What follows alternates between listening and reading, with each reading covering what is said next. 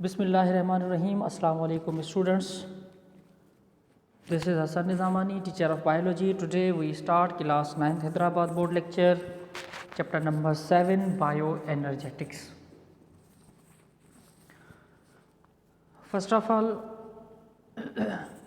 today we discuss the main objectives of this chapter, bioenergetics, introduction and the role of ATP and different mechanism or reactions such as oxidation reduction reaction and photosynthesis, respiration. mechanism of photosynthesis, mechanism of respiration, ये जितने भी topics हैं ये सारे topics हम इस chapter में discuss करेंगे। सबसे पहले वर्ड जो बायो एनर्जेटिक्स है, bio means life, energetics it means energy, study of energy या कन्वर्जेशन ऑफ एनर्जी। ठीक है, bio energetics the study of energy in living system. Bio energetics का मकसद हमारे पास क्या है? वैसे तो एनर्जी आपको पता है क्या है, एबिलिटी टू डू वर्क, पर जहाँ पे जब बायो एनर्जेटिक्स की बात आ जाती है तो स्टडी, एनर्जी की स्टडी किस में? लिविंग ऑर्गेनिजम्स के सिस्टम में, जैसे environments and the organisms, plants and animals, जिनमें वो एनर्जी यूटिलाइज होती है, बनती है। हम बायो एनर्जेटिक्स को ऐसे भी डिस्कस कर सकते हैं, bio energetics the study of energy relationships and energy transformations, it mean conversation in living organisms. Energy का जो रिलेशनशिप है हम बायो एनर्जेटिक्स में पढ़ते हैं, एनर्जी का क्या रिलेशनशिप है लिविंग ऑर्गेनिजम्स में, और एनर्जी कैसे ट्रांसफॉर्मेशन होती है, एनर्जी का फॉर्म कैसे कन्वर्ट होता है। या हम इसको ऐसे भी कह सकते हैं, capturing and converging of this energy from one form to another in this living system and its utilization in metabolic activities is called bioenergetics। ठीक है, हम इसको ऐसे कह सकते हैं कि हमारे पास जो एनर्जी होती है वो कैप्चर होती है एंड कन्वर्ट होती है। कैप्चर कैसे होती है? मिसाल के तौर पे लाइट एनर्जी कैप्चर होती है, वो कन्वर्ट होती है, किस में कन्वर्ट होती है? केमिकल एनर्जी में कन्वर्ट होती है, मतलब उसके दूसरे फॉर्म में कन्वर्ट होती है। किस में होता है ये सारा प्रोसेस? ये लिविंग सिस्टम में होता है, इस वजह से हम इसको जो है वो बायो एनर्जेटिक्स कहते हैं। और वो एनर्जी यूटिलाइज होती है, कहाँ यूटिलाइज होती है? हमारे लिविंग ऑर्गेनिजम्स के जो डिफरेंट मेटाबॉलिक एक्टिविटीज़ होती हैं उनमें जो है वो यूटिलाइज होती है, इसको हम कहते हैं बायो एनर्जेटिक्स। ठीक है, अब हमारे पास आगे हम चलते हैं, बायो एनर्जेटिक्स के कुछ यहाँ पे पॉइंट्स हमारे पास मौजूद हैं। Bio energetics is the part of biochemistry concerned with the energy involved in making and breaking of chemical bonds। Biochemistry से कंसर्न है ये आपके पास। इसमें क्या होता है? Making and breaking of chemical bonds, जो केमिकल बॉन्ड्स होते हैं या तो वो बनते हैं या टूटते हैं, ठीक है, जिनमें एनर्जी के जो प्रोसेस होते हैं।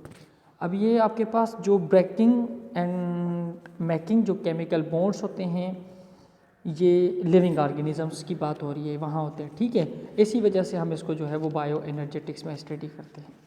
अगर हम देखें कि एनर्जी कहाँ यूटिलाइज होती है, मिसाल के तौर पे कुछ लिविंग ऑर्गेनिजम्स के फिनोमेना हैं, कुछ लिविंग ऑर्गेनिजम्स के प्रोसेस होते हैं जिनमें एनर्जी बनती है, जिनमें एनर्जी जो है वो मालिक्यूल्स बनते हैं, जिनमें एनर्जी जो है वो स्टोर होती है, फिर वो मालिक्यूल्स ब्रेक होते हैं। मिसाल के तौर पे तो एनर्जी यूटिलाइज होती है लिविंग ऑर्गेनिजम्स के लिए, जैसे ग्रोथ के लिए ज़रूरी होती है, डेवलपमेंट है हमारे पास, मेटाबॉलिज्म है, are sum of the central phenomena in the study of biochemical organisms.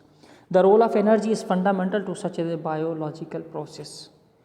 ठीक है, इन फंडामेंटल प्रोसेस के लिए जो है वो एनर्जी की नीड होती है। The ability to harness energy from variety of metabolic पेथवेज।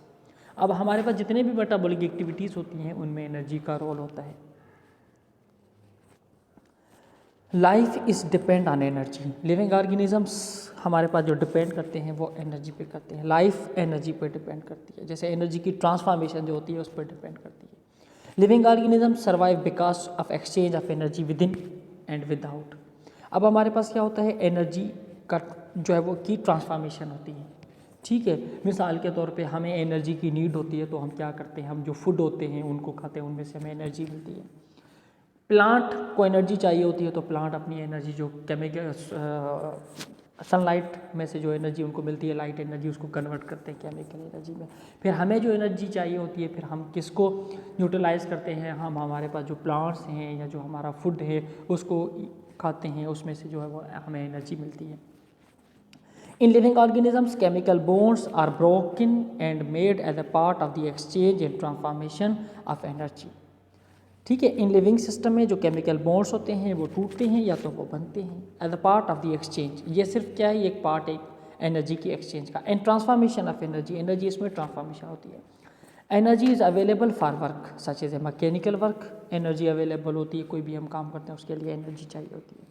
और for the process such as a chemical synthesis. अब हमारे पास क्या होता है, जब हम कोई भी काम करते हैं तो उसके लिए भी एनर्जी चाहिए होती है। जब हमारे पास हमारी बॉडी के अंदर जो कुछ मॉलिक्यूल्स बनते हैं तो उनके लिए भी एनर्जी चाहिए होती है, उनके बनने के लिए भी एनर्जी चाहिए होती है, उनके ब्रेक होने के लिए भी एनर्जी चाहिए होती है। और जब वो ब्रेक होते हैं तो उनमें से एनर्जी रिलीज़ होती है। ठीक है, प्रोसेस जैसे हमारे पास anabolic process in growth. When weak bones are broken stronger bones are made. जो वीक बोन होते हैं वो टूटते हैं, stronger bones are made. The production of stronger bones allow release to usable energy. Bioenergetics, it is a quantitative study of the energy transduction that occurs in living cell and of the nature and function of the chemical process underlying these transduction. ठीक है, अब हम चलते हैं आगे। Living cells constantly perform work, they require energy for maintaining their highly organised structure.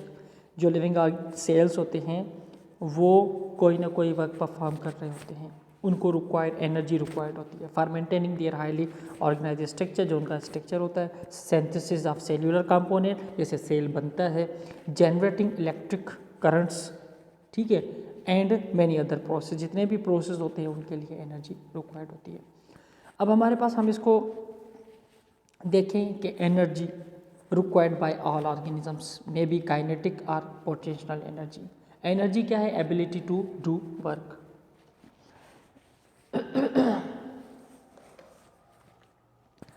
अब हमारे पास यहाँ पे देखें kinetic energy, energy of motion. Kinetic energy को हम क्या कहते हैं, एनर्जी ऑफ मोशन, जैसे कि हीट एंड लाइट एनर्जी, इसके एग्जांपल्स हैं।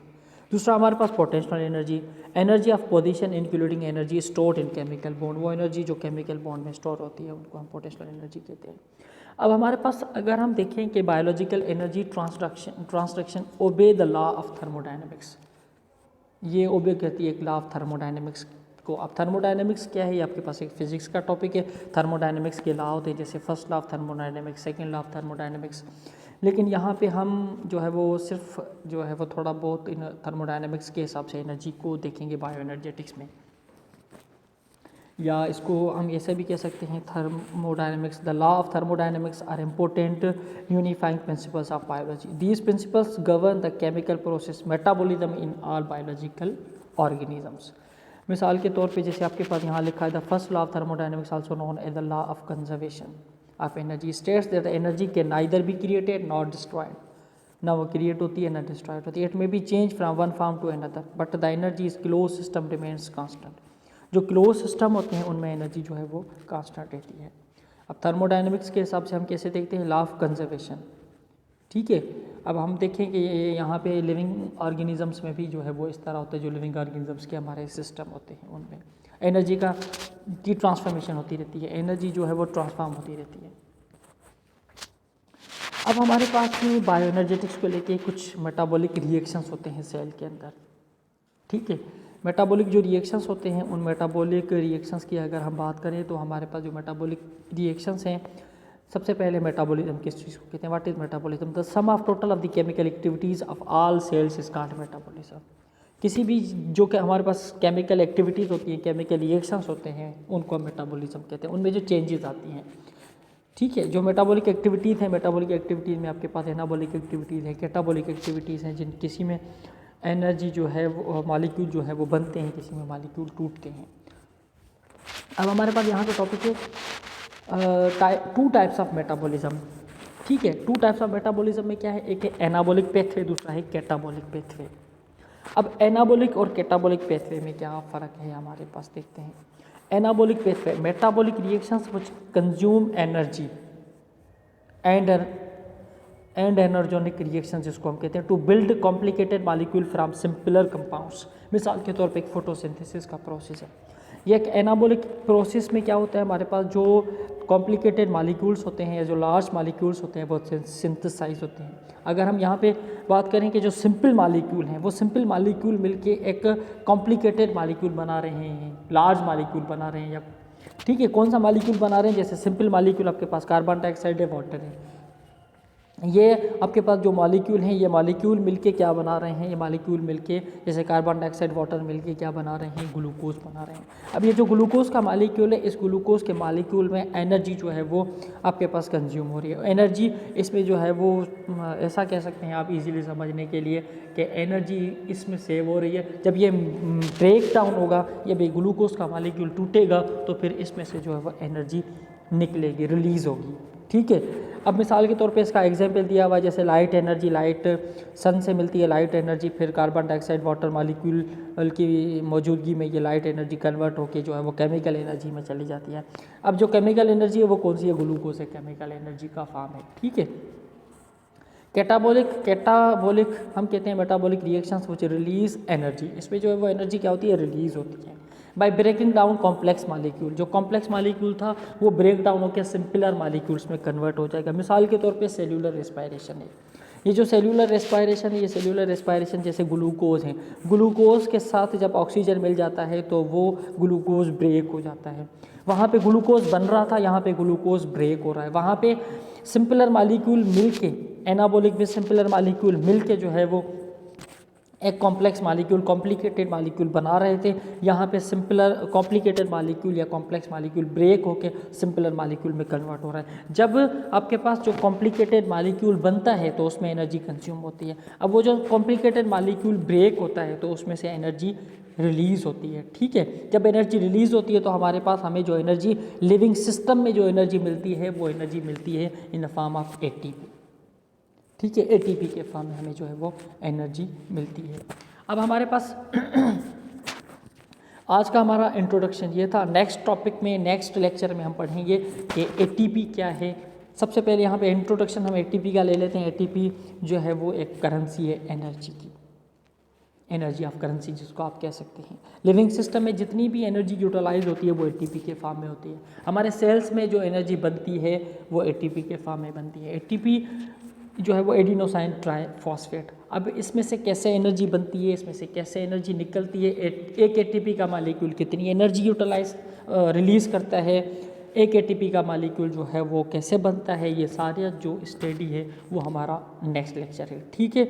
अगर इसमें कोई भी कन्फ्यूजन हो तो आप कोई भी क्वेश्चन पूछ सकते हैं, टेक्स्ट करके पूछ सकते हैं, ठीक है। आज पूछ सकते हैं, कल पूछ सकते हैं, लेकिन जितने भी स्टूडेंट्स हैं प्लीज़ उन सब स्टूडेंट को रिक्वेस्ट है कि टॉपिक्स को पढ़ा करें, वीडियोस को देखा करें, स्टडी पे फोकस करें। अगर आप लोगों के लिए लेक्चर बनाया जा रहा है तो आप लोग उस लेक्चर से फ़ायदा उठाएं और उसको पढ़ें, और उसमें से कोई कन्फ्यूजन हो तो वो डिस्कस करें। तमाम स्टूडेंट्स जो है वो लेक्चर सुने, इसको समझें, जो भी कन्फ्यूजन हो वो टेक्स्ट करके सवाल करें, ठीक है। अल्लाह हाफिज़।